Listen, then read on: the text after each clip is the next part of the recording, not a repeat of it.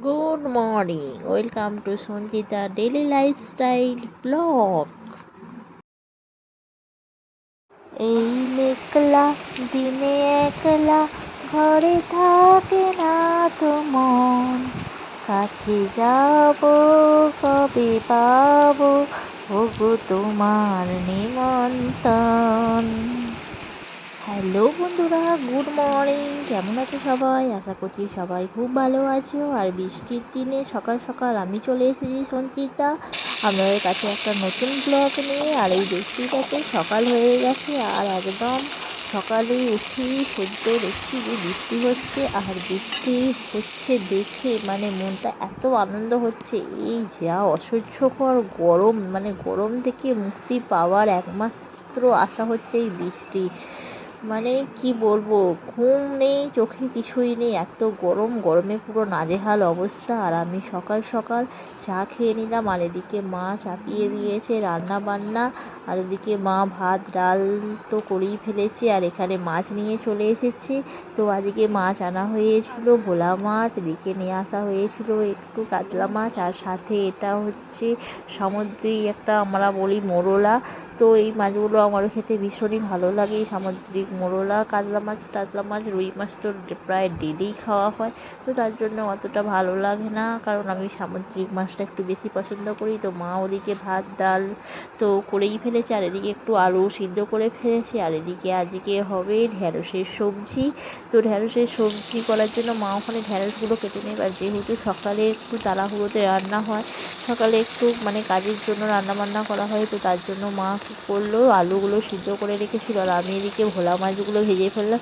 তো তাড়াতাড়ি করে ভোলা মাছ দিয়ে আলু দিয়ে একটা তরকারি করে নিলাম, আর ওদিকে অল্প একটু ভোলা মাছ রেখে দিলাম, রেখে দিয়ে ওটা ঝাল হবে। তো এখন আমি ভোলা মাছগুলো ভেজে নেব। আর এই দেখতেই পাচ্ছেন উল্টে পাল্টে ভোলা মাছগুলো ভেজে নিচ্ছি, আর একটু বেশ লাল লাল ভোলা মাছগুলো, আর ভালোই বেশ ভোলা মাছ। আর আমার তো ভোলা মাছ খেতে ভীষণই ভালো লাগে। কে জানে, কে জানে, হয়তো কে বলছে। আর এদিকে ভোলা মাছগুলো মা ভাজছে, আর আমি ততক্ষণে একটু বান্নাটা বেটে নিলাম, আর ভোলা মাছে দিয়ে দিলাম একটু আদা রসুন, আর এখানে দিয়ে দিয়েছি কি দুটো শুকনো লঙ্কা, কারণ ঝাল তো বেশি খাওয়া হয় না, সাথে দিয়ে দিয়েছিলাম দুটো গোলমরিচ। তো সব মিলেমিশে একসাথে একটু বেটে নিলাম।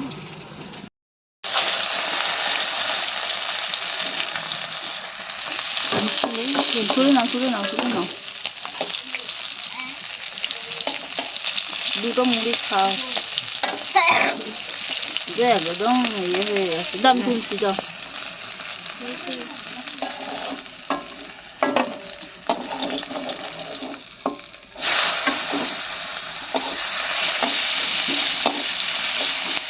কালো জিরে দিয়ে দাও।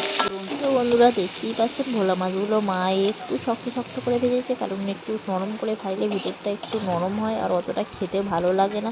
আর মা বললো একটু ভোলা মাছে পেঁয়াজ দিয়ে দেবো। তো মা একটু ছোটো ছোটো করে পেঁয়াজ কেটে নিল, আর পেঁয়াজটা দেখতেই পাচ্ছেন তেলের মধ্যে ভালোভাবে ফ্রাই করে নেবো। আর ফ্রাইটা বেশ একটু লাল লাল হয়ে যাবে, যাতে মানে পেঁয়াজটা কাঁচা কাঁচা মতো না থাকে। আর তার মধ্যে দিয়ে দিলাম কটা সিদ্ধ আলু, আর কটা সিদ্ধ আলু সাথে দিয়ে দিলাম একটু কালো জিরে ফোড়ন, আর তাতে দিয়ে দিলাম একটু হলুদ, মানে যাতে ভাজা হয়ে যায়। আর আলুটা ভালোভাবে একটু ভেজে দিলাম, আর ভেজে নিয়ে তার মধ্যে আমি যে মশলাটা বাটলাম তো সেটা দিয়ে দেবো। আর দিয়ে দেখুন একটু তেলটা একটু বেশি হয়ে গেছে, জাস্ট মশলাটা দিলে সমস্ত তেলই হয়ে যাবে, যদিও একটু তেলটা দিয়ে একটু বেশিই হয়ে গেছে। তো যাকে তো ভালোভাবে মশলাটা দিয়ে দিলাম, আর এই দেখতেই পাচ্ছেন কি সুন্দর মানে তেলের মধ্যে মশলাটা ভালোভাবে ভেজে নিয়ে এবার একটু জল দিয়ে দেবো।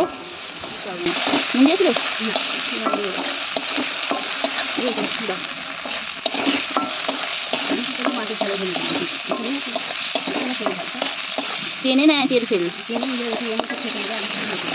আমি বেশি টের ফেল দিয়ে বেশি দিয়ে এটা খেয়ে নেয়।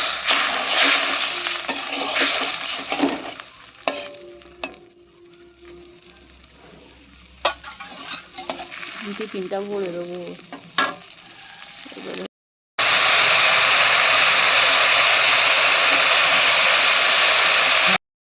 আর এই দেখুন মশলাটা আমার ফুটে গেছে, আর এর মধ্যে দিয়ে দিলাম মাছ একটা।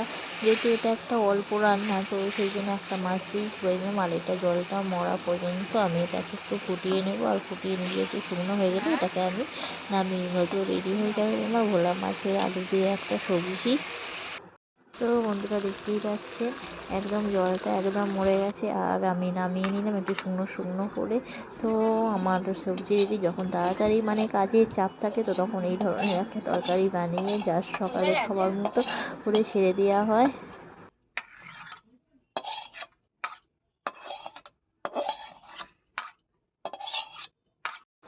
তো এবার একটু ঢ্যাঁড়সের তরকারি বানানো হবে। তো ঢ্যাঁড়সটা কেনা হয়েছিল, আর এর থেকে কী সুন্দর কচি কচি সবুজ সবুজ ঢ্যাঁড়স। তো আমি এগুলোকে কেটে নিলাম, আর কেটে নিয়ে মা এগুলোকে ছেড়ে দিল, আর ছেড়ে দিয়ে আমি এগুলো ততক্ষণ ভাজতে থাকলাম ঢ্যাঁড়সের তরকারি বানানোর জন্য। আর যেহেতু আগে থেকে আলুটা একটু সিদ্ধ আছে, তো তার জন্য একটু ভালোভাবে ঢ্যাঁড়সটা ভেজে নেবো। আর দিয়ে দিলাম একটু পেঁয়াজ কেটে।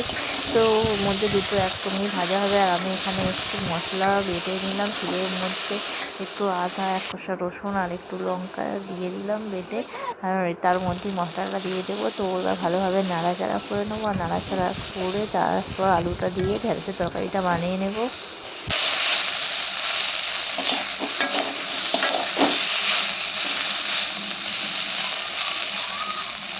তো দেখতে পাচ্ছেন ঢ্যাঁড়সের তরকারি পুরো রেডি হয়ে গেছে, আর আমি এদিকে সমস্ত মশলাগুলো সব বেটে নিলাম সব শিলে। আর এদিকে তো মাছটা ভাজা হবে, তো এখানে বাকি রয়েছে আরও কিছু মাছ। তো মা ততক্ষণ এই মাছগুলো ভাজছে, আর আমি ওদিকে সমস্ত যা কাজ ছিল সেগুলো সব করে নিলাম।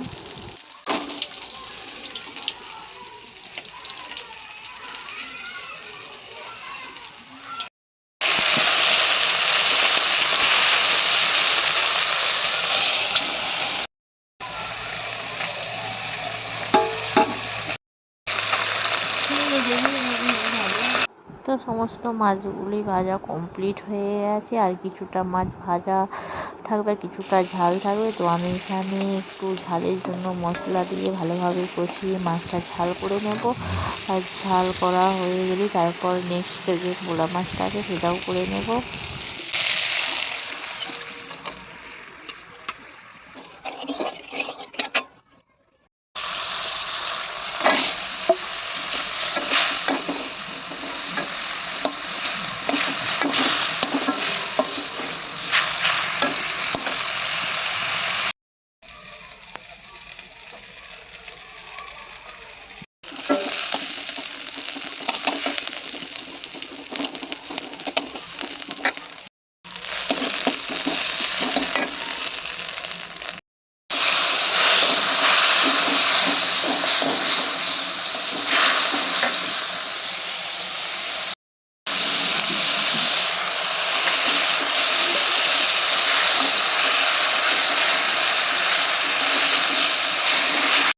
তো সমস্ত মাছগুলো ভাজাও হয়ে গেছে আর ঝালও হয়ে গেছে।